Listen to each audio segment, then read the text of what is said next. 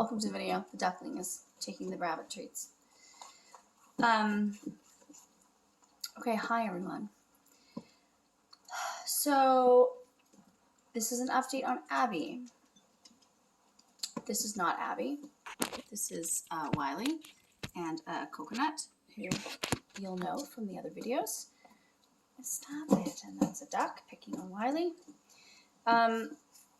This is a final update on Abby. And if you just want the info, she's died. And if you want to hear the whole story, I'm going to talk about it now. We film everything. We try to always have a camera on treatments and like medical, like when we're administering medicine or if there's injuries, not for the entertainment, an awareness purpose, but because we have we have 4 vets that are within an hour of our property, and they still have office hours, and a few of them are gracious enough because we are usually dealing with higher risk animals and bigger injuries. A few of them are happy to let us just text pictures and videos and give them updates that way, because sometimes things happen at night, or things happen and we can't get to the vets. Sometimes it's not the right plan for the animal to try to mobilize them and move them, and so just showing that footage is far more beneficial. And then there's the aspect of it's nice to be able to share their stories. So Abby was doing awesome. There's a lovely Coconut. And I was really quite sure that she was going to be okay. I really was. Wiley's situation was so similar. It was so similar. It presented the same. We thought he'd have a head tilt forever. We never thought he'd walk normally. And it just all changed. It took a long time, but it all changed. And so I was pretty confident that she was in a similar situation. I have all these other videos of her, like all the bath and all the treatments and like everything we did, and she's so clean and she looks so good. And I haven't, I never got them edited and got them up, and I just feel like it's not really the right thing to do now. So that's where we're at. Anyhow, I do have this whole episode, of course, filmed, and I thought about putting it out too, but it's, I don't know. I'm not sure. So I'm just going to talk about it so at least you know. So she was cleaned and blow dried, as, per usual. Was just like beautiful, pristine, glowing white. She's so beautiful when she was clean for all of 5 minutes until she peed and, would mess all over herself.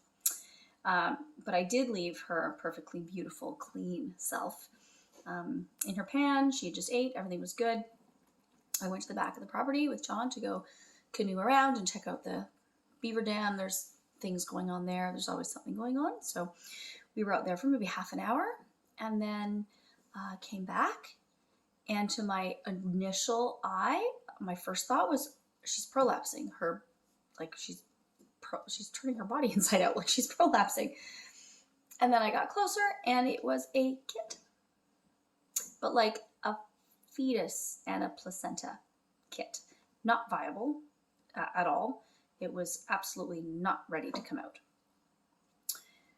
So it was 2.5 hours online with the vet groups that I'm a part of, talking and sending photos and back and forth, and like incredible minds all coming together and commenting and using their expertise to help support the situation. And then it was sort of decided by 10 o'clock that if she hadn't had any more, that was it. And very likely she could have been having a singleton. And that goes back to her original story, which was there was 2 yard bunnies that just like lived outside, domestics, but they were wild. And they weren't pets, but there was a family that just fed them scraps. And family moved away, and the other people in the neighborhood noticed those 2 bunnies, then moved to a different property and started to be fed there. And then the female died, and they said that the male, this is the neighborhood, thought the male looked lonely. And so they found someone who knew someone, etc., etc., that I think was a breeder that donated 2 females to be given to the male, dumped, so that the male wouldn't be lonely. So one female bonded with the male, and then, as expected with anyone who knows rabbit behavior, the female and the male now started attacking the other female, which was Abby. So she was one of the selectees to be given to the wild world to make a male bunny appear less lonely. And so they were attacking her, and she had been moving into a different yard, and that person is the one who called us and said, well, you know, I've been watching her slowly move over, and like she's just trying to find a place to live, and now they're seeking her out in my yard, and they're attacking her on a regular basis, and she's stumbling around. She doesn't look good. Okay. And when we did get her back here, I pulled 4 or 5 ticks, like fully embedded ticks, off of her ears. So it's pretty high chance she had some Lyme stuff going on too, which is what the medication was trying to hit. Anyway, so it makes sense that if it was a breeder, that maybe she didn't pregnancy well and they knew that, which is why she was a choice to be dumped. Or it was someone, maybe the breeder thing is just gossip that I don't have correct. Maybe it was just someone that knew that she was pregnant and didn't want her and was dumped. We'll never know. But by 10 o'clock that night, it was decided if she was not having more, she probably wasn't having more. And so she was refusing food, which, again, if you know rabbits, that's like a crisis. Refusing food, refusing critical care. There wasn't anything going into her body. And so I coffeeed up and was like, I'm in it. Like, we'll sort this out. And at 2:30 in the morning, everything changed. Her energy changed. Everything changed. And she was back to being, you know, although the sickness, the Abby that I have come to know since we've been having her here. And she took 30 cc's of critical care, and it was like, oh, she's going to be fine. And so at that point, I'm like, it's 2:30. I have to go to bed because none of the other animals stop when there's a 24-hour care. So, you know, like 5:30, 6 o'clock comes early, I got to go to bed. And I always sleep in this room with any high-risk sick or new intake animals, anybody who's injured, just because you just never know if they're going to need something, right? 24-hour care, they need it. So I sleep in here with them. And I woke up at 5 to her grunting and honking. And like she's lying on her side, but she's trying to sprint in place. And we had a different bunny a while ago, Brave, the one with the really bad teeth.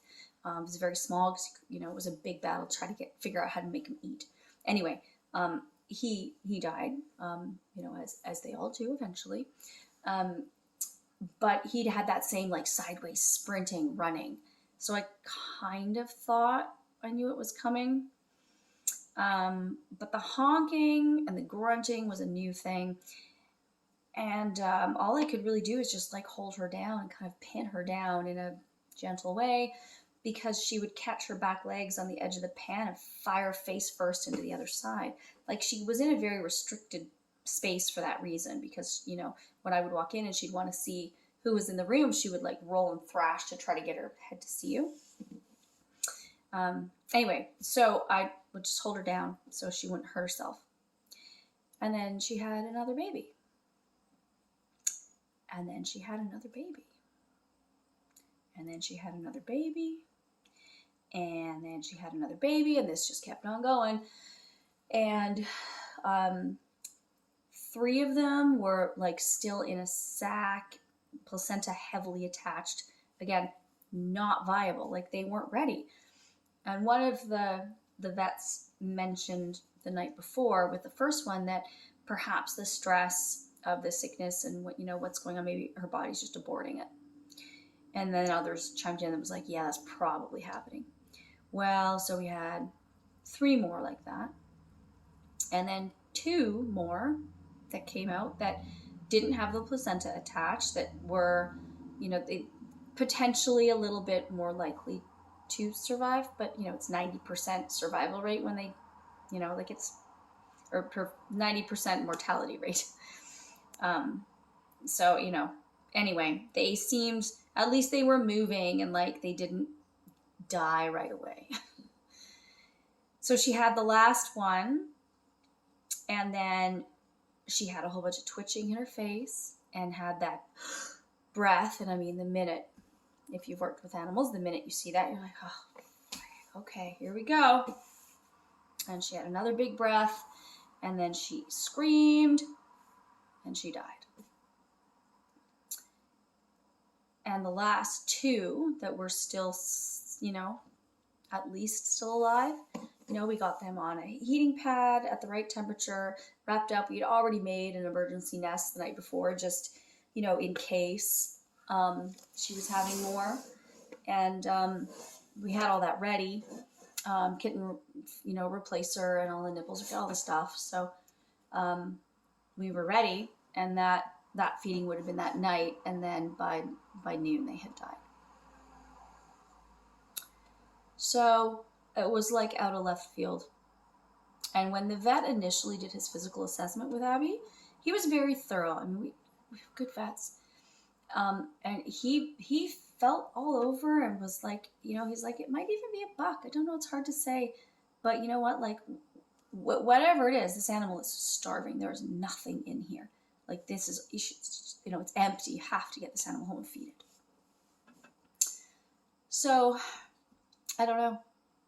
It's I don't know. I don't know what to say. It's just one of those really awful stories, I think when you take on the higher risk animals and you take on the cases that are probably not going to make it, most of them don't make it, right? But like Wiley, I mean, you get the ones that do, and Coconut, right? And Brave for 3 years, right? Like we've got a pretty good track record of caring for very high needs animals and having success with them. But it's just, I think whatever was going on with her it was already rolling in place long before we started. I don't know if, looking back at all this stuff, if we could have impacted any differently. Like we picked her up Wednesday at 11, and she was like, the exam was done with the vet before 2, and meds were started by 3:30. We'd already got stuff into her. Like we worked as fast as we could, and I don't think we could have made a difference. So that's that. So I have it all on video. Of course, beyond the emotional side of it, which is terrible, it is fascinating, really, to see the process. We're, as a sanctuary and as we operate with animals, we're very much outcome based on recovery, and we are process on death, right? We're a Tibetan Buddhist philosophy underlying everything that we do, and so the process of dying is very important and receives huge attention. The outcome of rehab receives all the attention. So if an animal is going to be uncomfortable during a rehab process, within reason, of course, that's fine. I'm not worried about that, because we're going to go here and you'll be fine. Like, we're going to get you here. This might be uncomfortable. This is where you're going to be. Wiley didn't want to practice walking as much as he did. The process isn't always good. It isn't always fun. But it's because it's the outcome base. Dying, you're not going to affect the outcome. You have no effect on the outcome. It's going to happen regardless of what you do. So the process of it becomes totally important.